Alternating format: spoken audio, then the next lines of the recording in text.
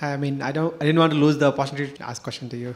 My question is the SDN only right thing to go to future with, or a proper balance? So SDN talks about taking the control plane out of the networking devices completely, or do you see that a proper balance of control plane, some functionality in the networking devices, and only which actually makes sense to be moved out of the networking device should be moved out, not the way everybody's thinking right now?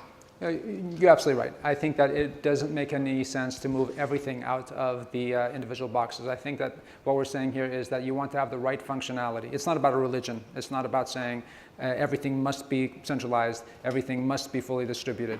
And even centralized doesn't mean fully centralized necessarily. It's not like Google's global network has one single server somewhere in one place that controls the entire infrastructure. It's replicated, it's hierarchical. What's the leaves of the hierarchy? The switches. The servers. So would you have some functionality on the switches and the servers? Absolutely. And do we? Absolutely. The question is, do you want to have your fairly complicated distributed coordination having to run at the leaves?